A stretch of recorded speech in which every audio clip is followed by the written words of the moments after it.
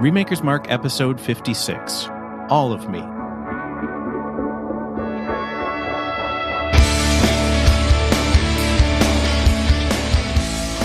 Hello, everyone. Welcome back to Remakers Mark. Here we are in our 56th episode, part 2, in fact, of where we are discussing the comedic body switch, mind switch, physical comedy thingy, All of Me. With me, as always, are my friends Andy Wicks. Andy, how are you doing this evening? And what animal do you want your spirit to inhabit once you die and or have your body taken over by a rich spinstress? 3 things. First, I'm good. Thank you. Second, you can just say comedy. 3. No. Okay. And 3, I would choose the state bird of Minnesota, the common loon. Interesting. Any particular reason? It's my favorite animal. Nice. Jared, Can't think of a better reason than that. Can you hit me with a little loon call?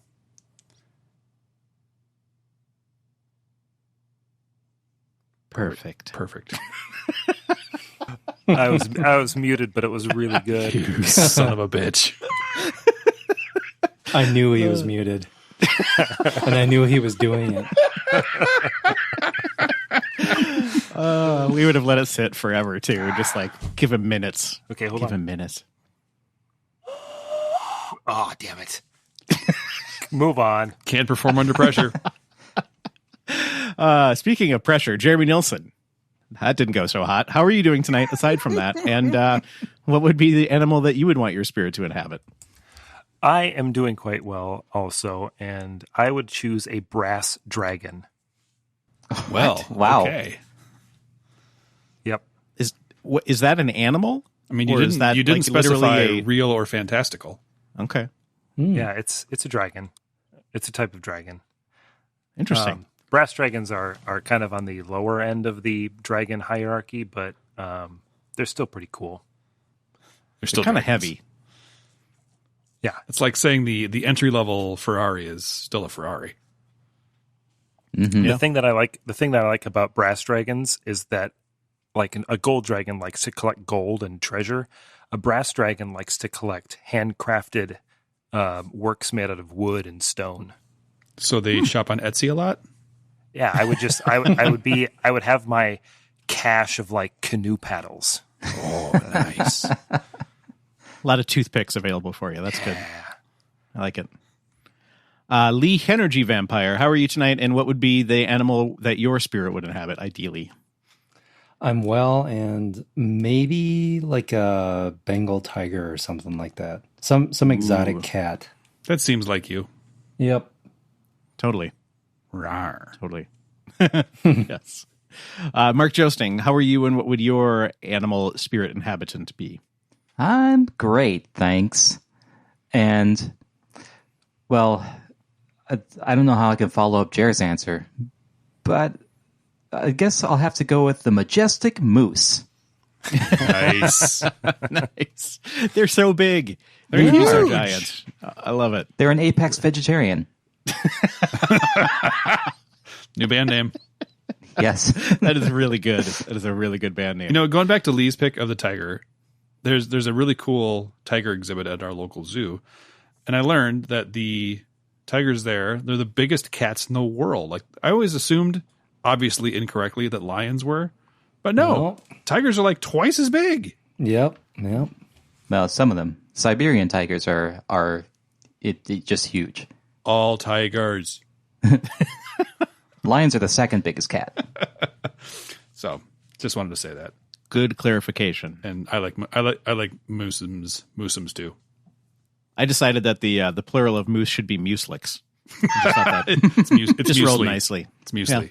Yeah. Oh, muesli. Yeah. That's good. Yeah. My name is Kyle. I will be your host once again this fine evening. For me, so we just celebrated the 1-year gotcha date for our bunny Simon.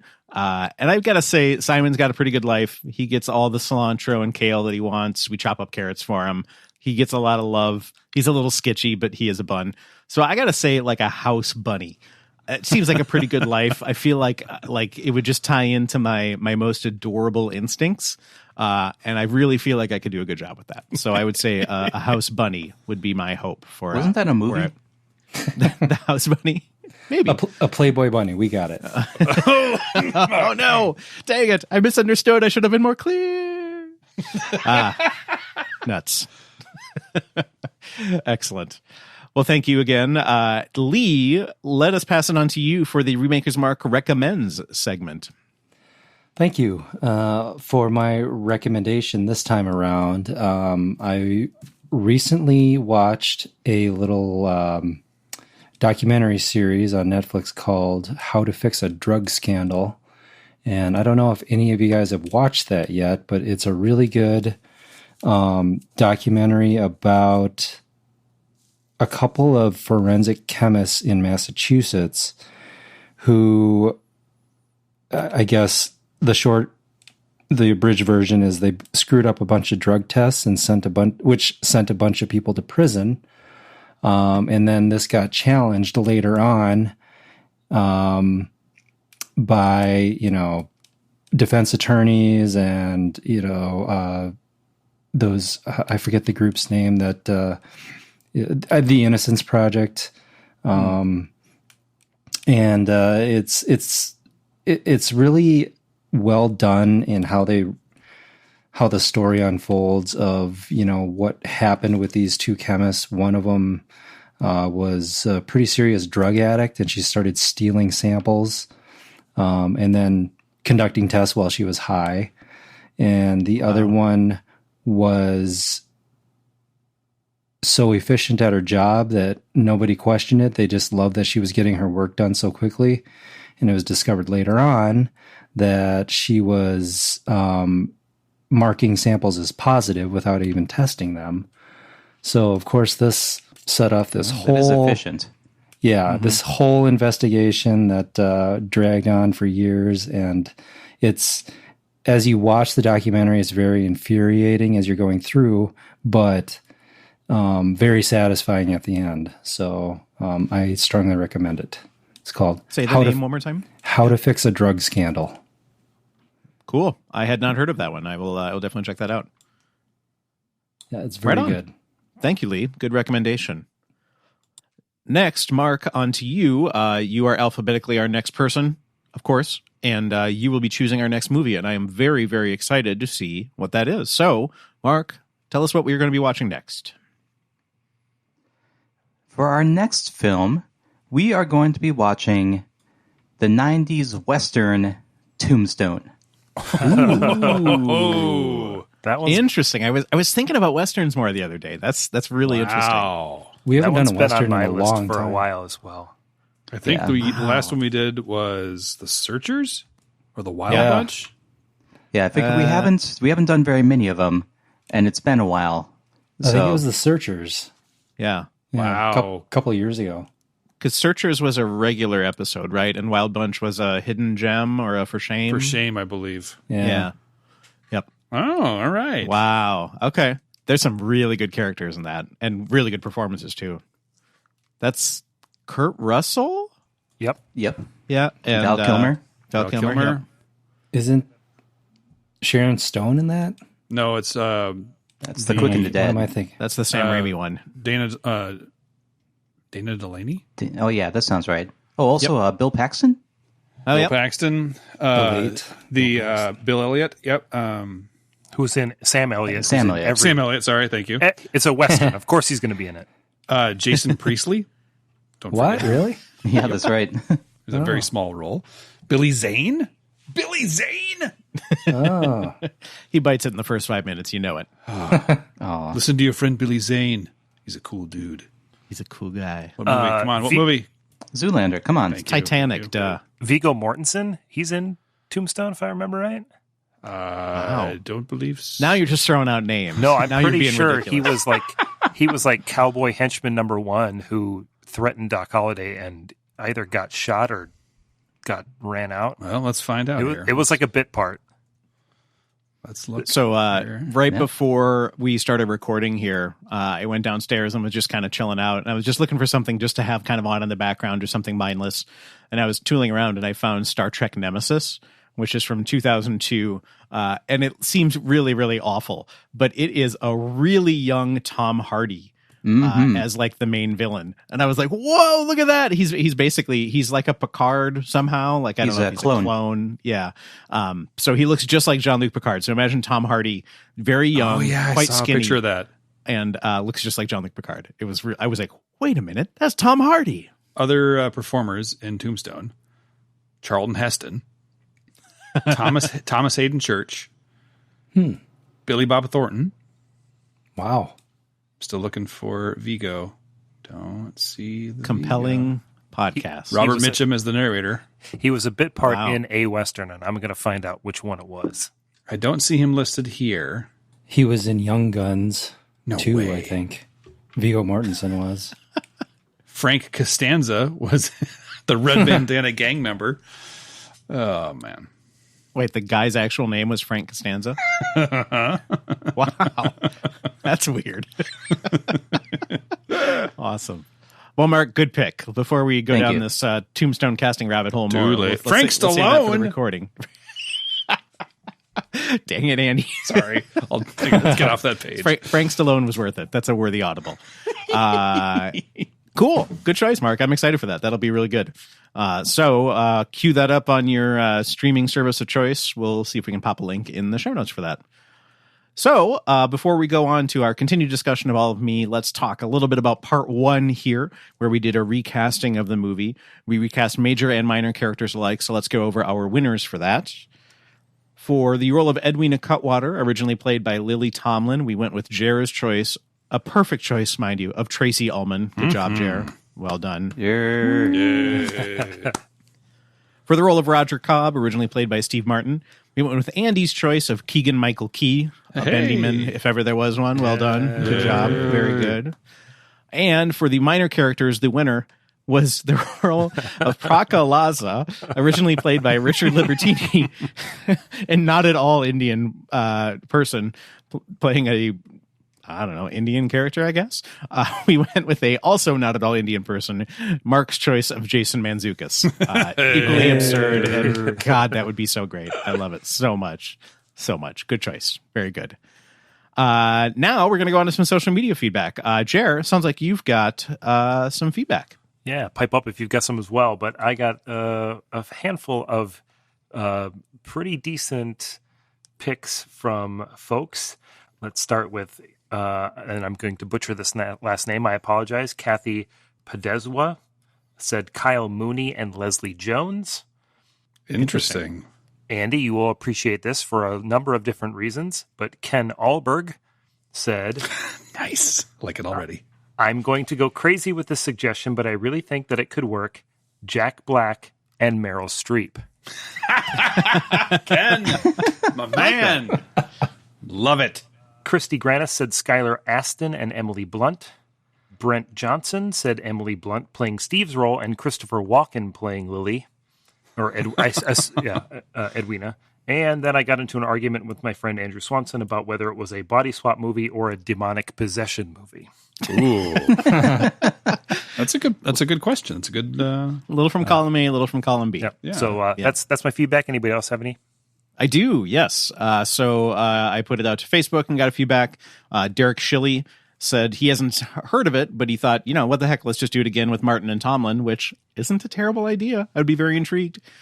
Corey Bussey suggested Paul Rudd and Anna Kendrick. He's a gifted physical comedian, and she has that same goofy sensibility that Tomlin had to make her eccentric without it tipping into Kate McKinnon-style mugging. Eric Waite said this one is hard to recast, but he thought Jim Carrey, not sure about the female lead. Matt Rogie said, I have not heard of the movie, but think Ryan Reynolds could pull off Steve Martin. Otherwise, I don't know what I'm talking about or even what day it is. Matt, I feel you 100%. Yep. Kate O'Reilly, I know that lady, said, I suggested Bill Hader for Steve Martin, who is notably her first ever crush. And I was confused there. Was it it Bill Hader or Steve Martin was her first crush? Steve Martin. Okay. That makes That more would be sense, weird but I was just if it was like, Bill I Hader. don't know if it'd be. She doesn't come on. like me. She didn't say her she's- current crush. Fair. And then she suggests Jenny Slate or Tiffany Haddish for Lily Tomlin, which I think are great, especially Tiffany Haddish. That would be great. Michael Higgs suggested Jim Carrey and Sandra Bullock, and Christian Ralstad suggested Steve Zahn for you, Jer, and Amy Schumer. And those are mine. Mark, sounds like you had a few as well. I do have a few. Olivia Molly-Moore-Wiki suggested Steve Carell in the Steve Martin role. Ooh, I like that. Yeah. Paul Weir suggests Melissa McCarthy. In which role he didn't specify, but I suppose it could be either one. I like that too. Or both. Yeah, I could see her as Praka Lasa. Oh, that would be fun. And lastly, Alyssa Miller, who some of us know vaguely on this podcast, had a few suggestions, including Paul Rudd or Bill Hader. She only suggested for the Steve Martin role, but she also suggested in that role Maya Rudolph. Ooh. Which is a great suggestion. She would also be a great Praka Lasa, actually. Yes. Oh, man. That'd be so good. Oh, gosh. Oh, good work. Well, that was awesome. I think we were on kind of a cold spell there for feedback, and boy howdy, you drop a Steve Martin demonic possession movie in there, and we're all set. For a movie that apparently not many people have heard of, we got a lot of feedback. Seriously, that's great. Good stuff. Actually, I think Tombstone will probably bring a lot of people out too, so we got to make sure to toss that out there. Cool. So if you want to find out more, follow us on social media. Hit up us individually, or find us at Remakers Mark on Facebook, or at Remakers Mark Podcast on Twitter. I don't have my script in front of me. Yes, Remakers Mark Podcast. Thank you. Excellent. I just read things. I don't really know. All right, so let's move on to our continued discussion of All of Me, the plot, tech, and filmmaking changes, the things that we appreciate, what we think of the movie, and our rating of it at the end. So we're going to start off with, I think, what probably brought most people into this movie originally, which was Steve Martin and his brilliant physical comedy. Jer, you kind of started that off in our notes here. Why don't you start that up, and the rest of us can kind of chime in as well? Sure thing. I think that this movie is fairly cleverly written and has a lot of good dialogue. And I really like the way that they made Steve Martin as a pretty normal guy until the body swap possession thing happens. And then he's inhabited by two different people, and he's basically allowed to just go nuts. But this movie lives and dies with his ability to make the fact that there are two people inside of him believable, and he does it. And he does it in a way that I don't know many other people that could. And there are genuine moments in this movie that, having seen it for the first time for this podcast, that I laughed out loud at what he was doing, and just totally buying that there were two different people trying to fight for this body inside of him. This I think is right in the middle, or maybe at the very beginning of just prime Steve Martin physical comedy movies, and he knocks it out of the park at every turn. That wave was starting to crest. I think he was heading into some of his biggest biggest movies. Yeah. The scene in particular where it's right away after he is half possessed by Lily Tomlin's character out on the sidewalk. And he's trying to hang onto a tree, and then also go after the door. So he's like going backwards to the door and then forwards to the tree. The first time I saw it, I remember thinking like, that's some amazing special effects. However, they did that, and then realizing, no, that's him. Yeah. Somehow making it really truly seem like he's being pulled in two directions. It was amazing. Yeah. The scene that did it for me was the one, and this was differently physical, but it was where he is sleeping and Lily Tomlin inhabits him, and so she has to pretend to be him while he is asleep. That scene is the one that absolutely floored me. Like, I laughed harder on that scene than any other one, because it's like, what would sort of an uptight woman think a sort of jerky guy would sound like? And like, what are all the tics that you imagine men have, and we probably do have, but then just, amplified to the nth degree, like grabbing his crotch and like spitting and like, oh my God, it was just so funny. And like, his voice was like way lower than it needed to be. Like, what I really wanted to say here, but like, I'm just, oh man, that just absolutely killed me. So I think man playing a woman pretending to be a man. Yes. Yep. Yes. Yep. Your Exactly. Honor, Edwin, a man act like a man. Your Honor, Your Honor. Oh, gosh.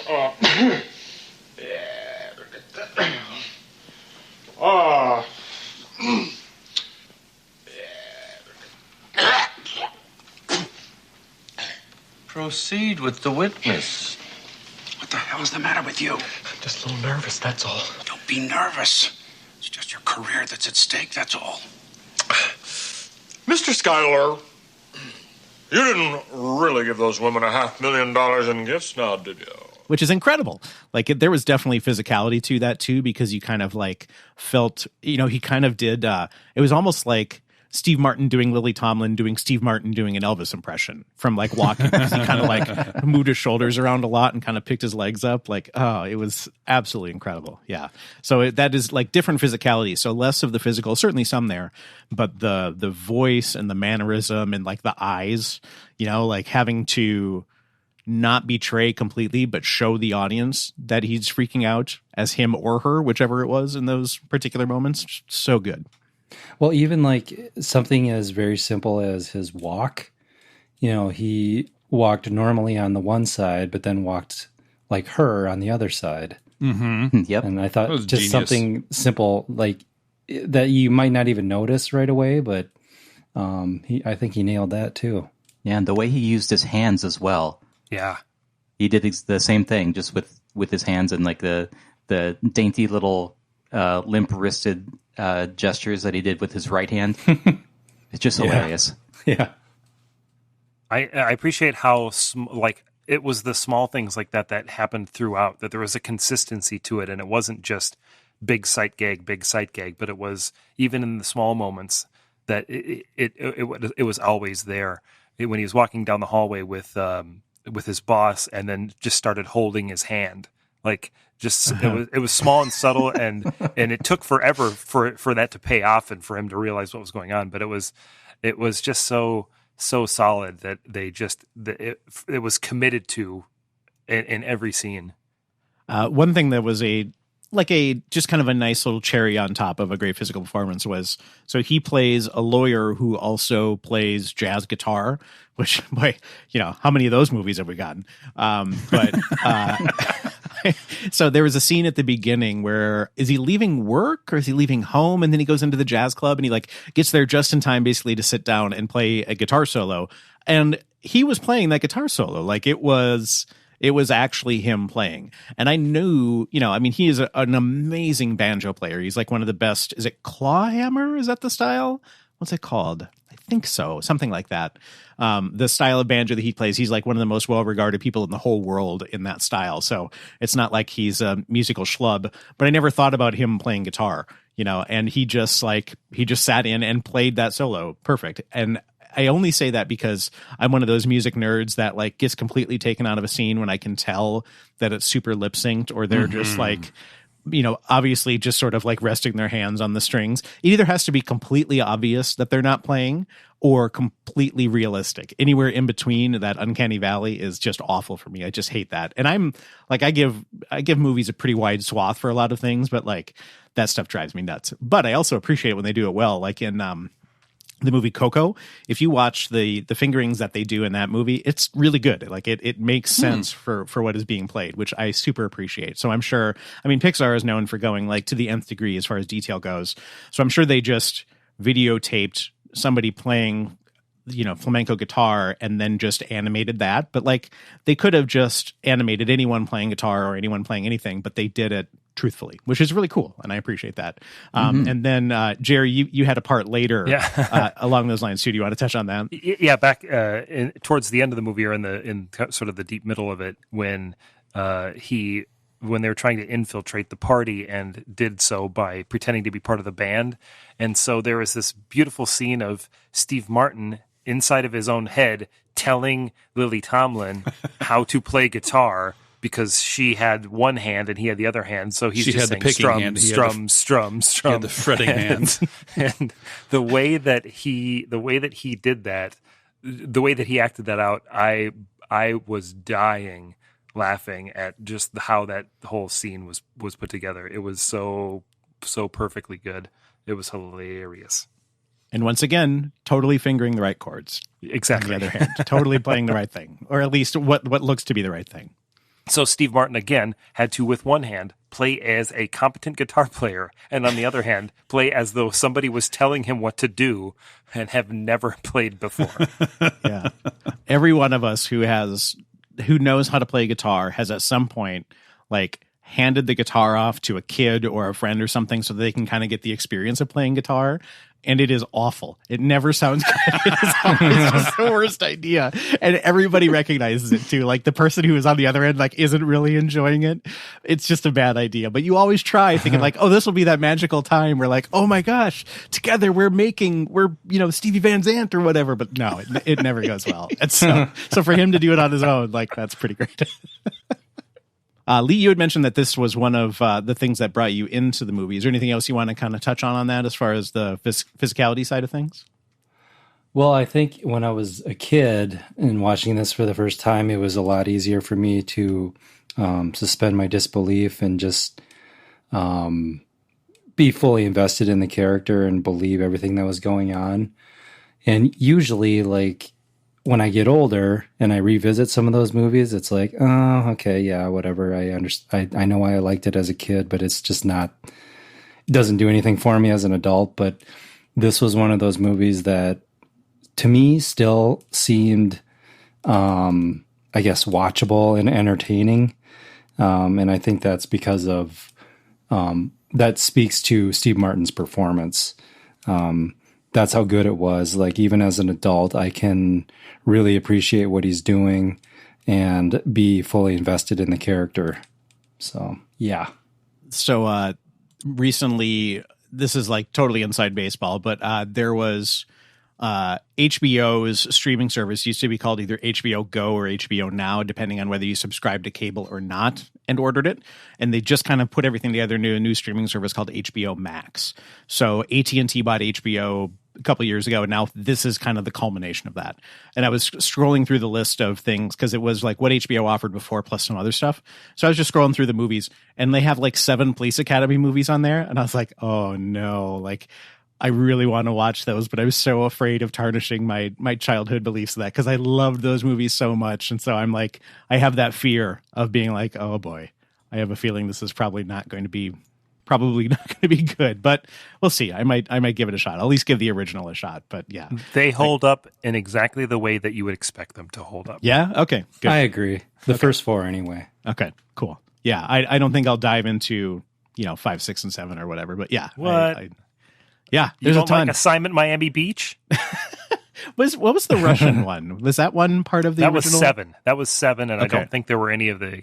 I know way more about this than I should. I don't believe that there were any of the main cast on that one. Steve Guttenberg left after 4, and City of Siege is where I stopped watching, which was 6. Was that the Miami one? No, which one was 5. That was 5 was 5. Assignment Miami Beach. Okay, got it. I just remember all the jet ski fights. I just saw Steve Guttenberg. Steve Guttenberg did a guest spot as a judge on the Extreme Mini Golf Contest show Holy Moly. I know somebody that was on that show. No way. Yeah, Tom Loftus and his wife Robin. Okay, I don't know them, but fantastic. I worked with him at McNally Smith. He's got a beard, like a dark black beard with a gray kind of stripe down the middle. Sorry, he was on last season, not this current one. And Okay. they both dress very brightly. So if you watch season 1, that's a Which we Minneapolis did. guy and his wife. Yeah. Okay, I missed it Yep. then. Yeah. He's a good dude. He's really great. He's like, if you're familiar with Modern Radio record label, who put out like Hidden Chord and Signal to Trust, he started that record label. So yeah, he's a big indie rock guy and loves miniature golf. He has a blog called A Couple of Putts, Putts, that he and his wife do reviewing miniature golf courses all around the country. It's so good.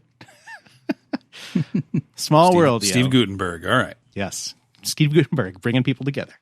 So we've talked about Steve Martin a bit, but was it possible that this movie relied a little bit too much on Steve Martin? I would say probably. No. I'm not quite fully that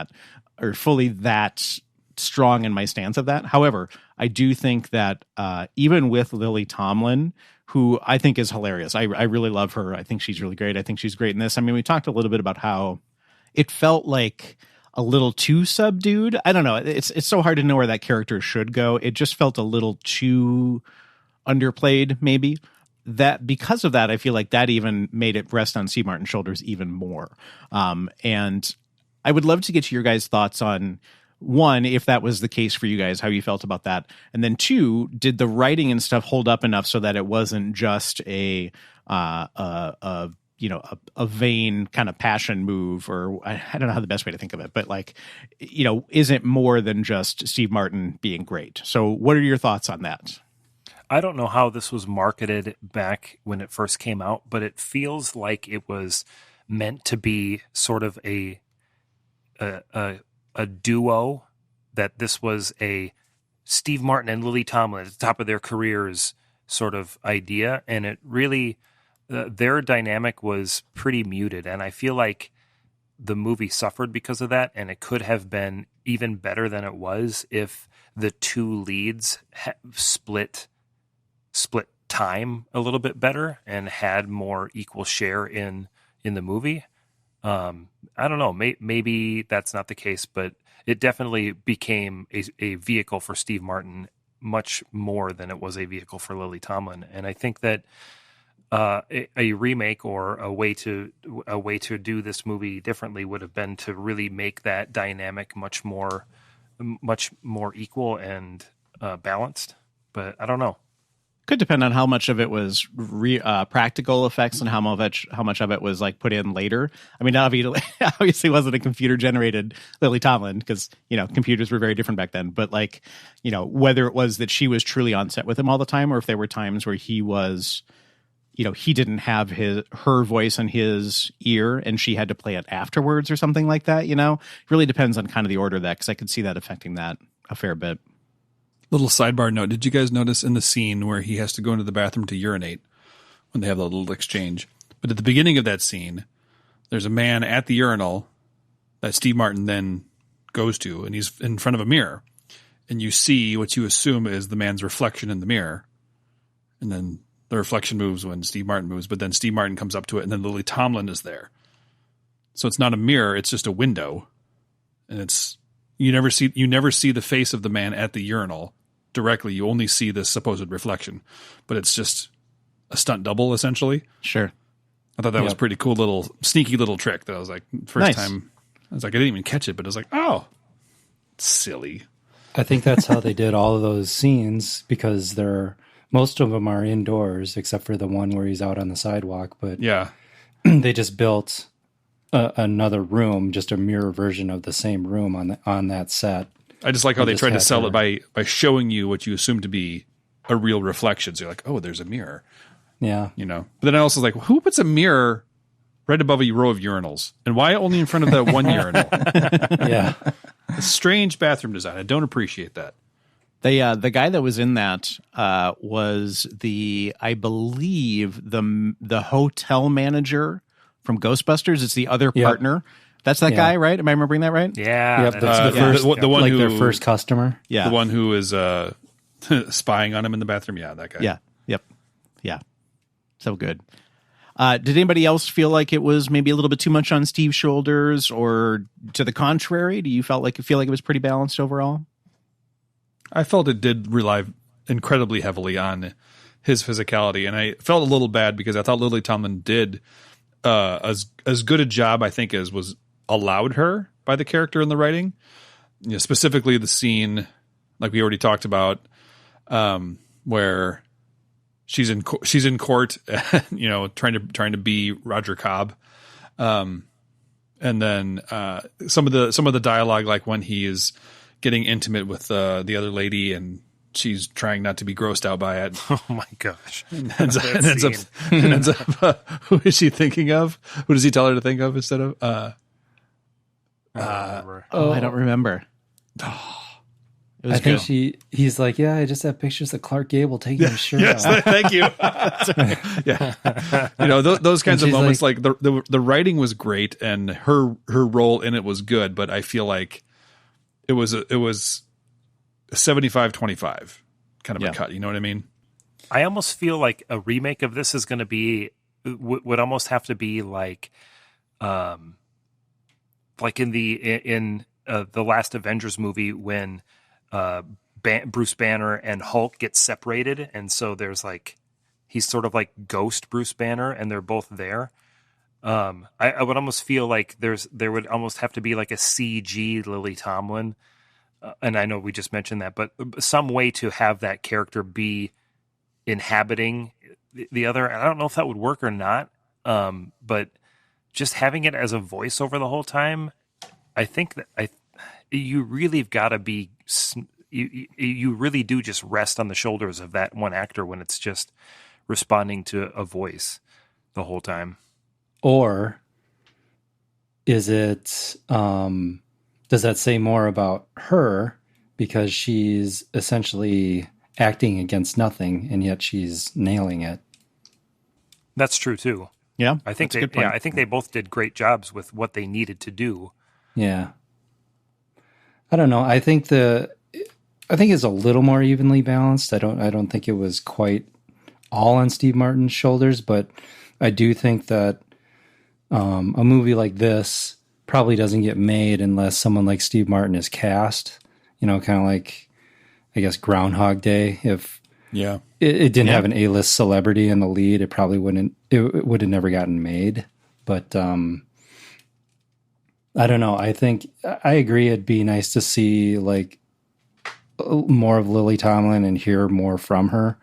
But I did appreciate like the scene where she talks about her past and kind of why she is the way she is. And,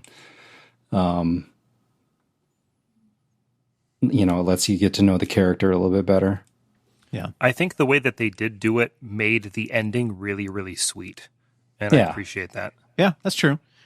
I think in a remake, you could go farther with some interesting camera tricks, like almost first person shooter style, where you've got kind of like from her perspective and from his perspective.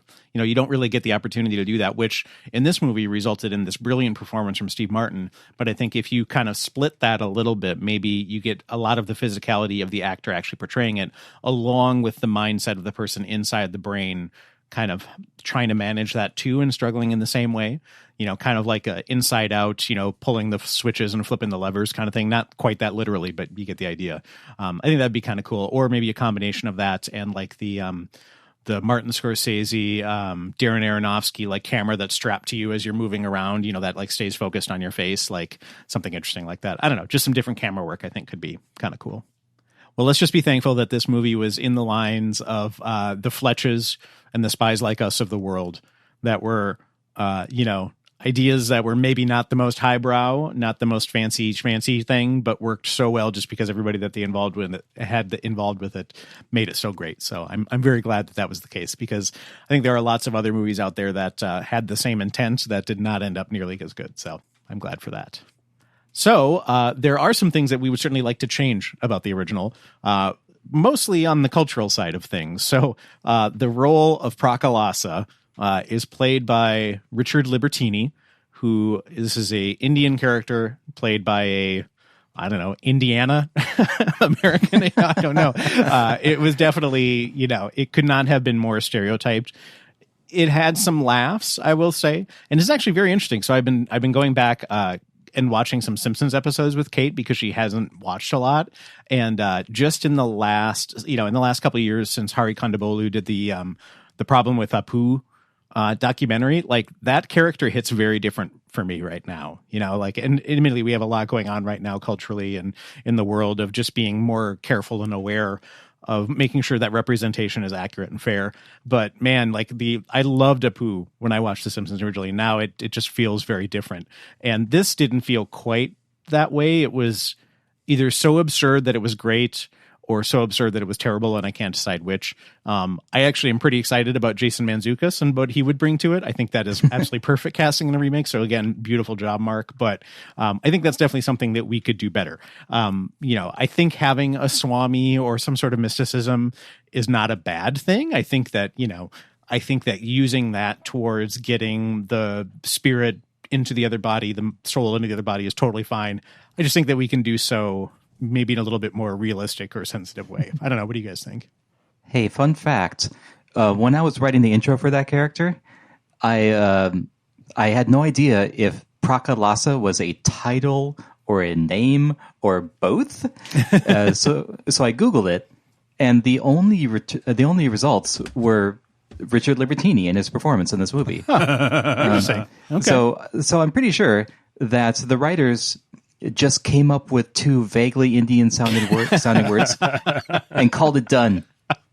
I think with this, I agree with you, Mark. And I think one thing that I appreciated for the time was that they didn't specify a religion, a nationality, anything other than, as you said, making this vaguely kind of Southeast Asian or subcontinent sounding name and title or whatever it was. Yeah. And accent. And so some sort of gibberish. I think it could work if they leaned even heavier into just the silliness and made it very non-specific, but just silly.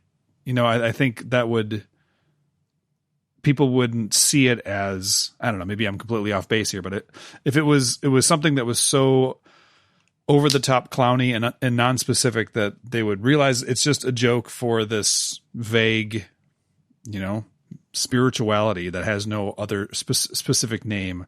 So they're not targeting a specific group. They're not targeting a specific religion.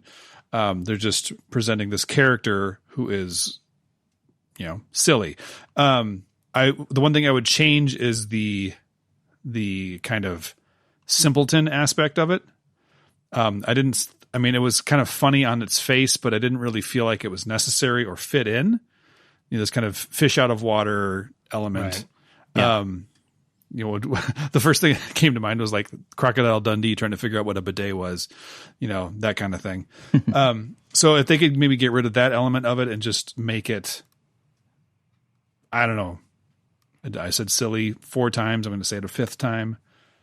Just make it that.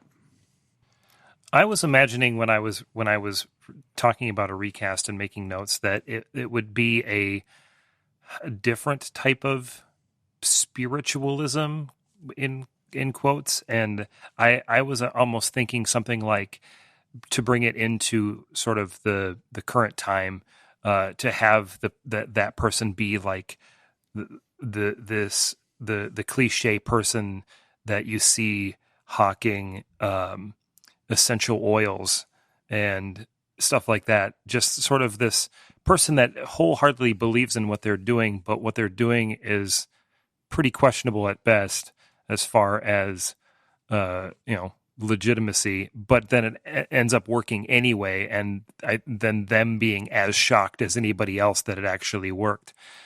Yeah, I would have kind of a counter proposal of that, or a similar proposal of that, which is I was thinking like if you have a Jason Mantzoukas or like a Kumail Nanjiani or something where they are grifting the people who are trying to grift the Edwina character, and then it works. Like that I think could be a pretty interesting comedy. So like all of a sudden the grifter like just makes up some phrases, Praka Lasas it, if you will, and it works. Like that would be amazing. Which Jason Mantzoukas would kill. Yes. Yeah, like Whoopi Goldberg in Ghost. Yeah, there you go. Exactly. Good reference. I would just like to see Jason Mantzoukas play this character like as angry as a lot of his characters are, but he's completely competent. Like he's the real deal. But also having everybody, expect him to have like an accent or something like that, or speak a foreign language, and he just has his own voice. Mm-hmm. And he's like, I grew up in Ohio. What's the problem? Or something like that. From Queens. Constantly offended that people are expecting him to be more guru-like. Yeah, just the most bitter and jaded guru. I love that idea. Yep. Awesome. Jerry, you had a couple other comments as far as some not racially sensitive things, but some other side of things. What else did you have to add to that? Well, yeah, I mean, the Praka Lasa aside, this movie reeks of 80s comedy misogyny, and I mean, obviously that's a product of that time period and Hollywood at that time, and we have hopefully moved past that, or are continuing to try to move past that, and I'd like to see some of that changed or edited into a different way.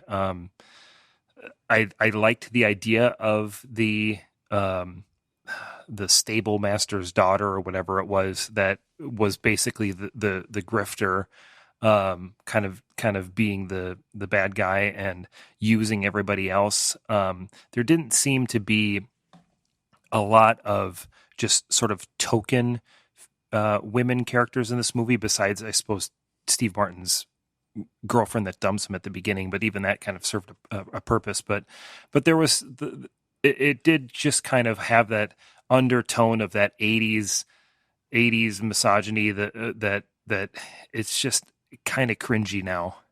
Yeah, agreed. I feel like, it's pretty common nature to come into movies like this, of this era, I should say, not like this, but of this era, and be like, okay, how is this going to offend me?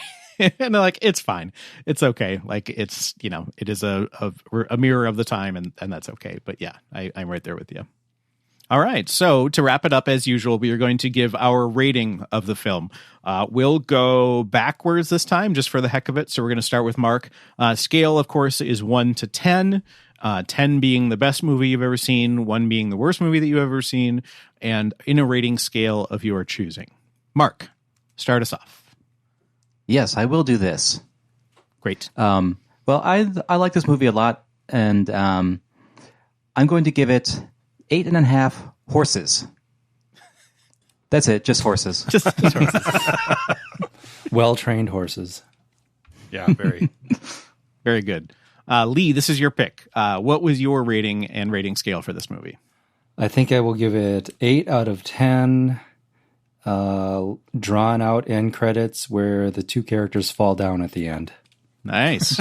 Very nice. Very specific rating. I like that. That was adorably great. Yes.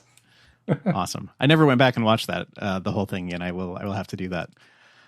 So my rating, I'm going to give 2 ratings here because, of course, right? One is how I rated it after I finished watching it, and one is how I rate it now. My rating after having finished watched it was probably like 4.5. I was not super keen on this movie.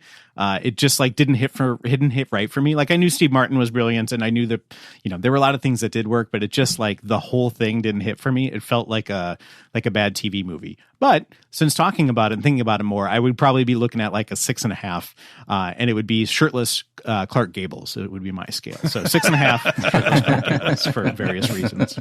Just in your mind. Just in my mind. Yes, exactly. Jer, how about you? This movie surprised me. I have passed over it a ton because it's on HBO Go /now/Max or whatever it is now. And I've seen it there. And I was like, oh, Steve Martin movie I've never seen. But it just, the still frame of it and looking at it, it's like, this is old Steve Martin. I don't know if I'm going to buy into this. But it surprised me a lot. And I enjoyed it thoroughly. And I laughed out loud a lot. And so I would give this 8 of 10 little firemen. Nice. Awesome. And Andy, finally, last but not least, what is your rating and scale? I'm glad to hear that this movie was received warmly, because this also is one that I hold very fondly. I'm going to give this one 7.8 pre-Meg Ryan fake orgasms. Ooh. Nice. I like it. Excellent. I like it. I appreciate the clarity around that. That's helpful. Cool. Well, that wraps up the discussion of part 2 of this movie and the entire episode here as well. So that was a lot of fun. As usual, we will close out here by saying Remakers Mark is a proud member of the Math is Hard Network. To find out more information about this podcast or any other podcast on the network, check us out at mathishard.net. There you will find show notes with links to all of the people, movies, and links discussed in this episode. This information is also attached to the show file in the podcast client of your choice. You can find us anywhere you listen to podcasts, including Google Play, Spotify, and iTunes, where you can rate and review Remakers Mark, which would mean the world to us. We are on YouTube now as well, so we are publishing all of our episodes to YouTube. So if you do a search for Remakers Mark there, you will find our channel and can watch a video version of that. So if that's your jam, then hop onto YouTube, and those are all available there too. We are on Facebook, search for Math is Hardnet or Remakers Mark, Twitter at Remakers Mark, and Instagram at Remakers Mark Podcast, so please join in the discussion there as well. So, gents, that was a lot of fun. Lee, thank you for the pick. That was very good. I think it hit just right as far as the mood that we needed. And Mark, I'm really excited for Tombstone up ahead. So until the next time, Huckleberries, may the Force be with you. And also with you.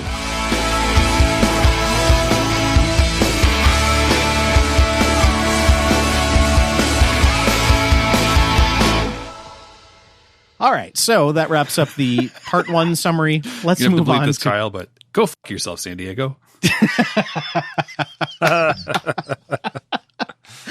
Who put that there? Oh, Lordy.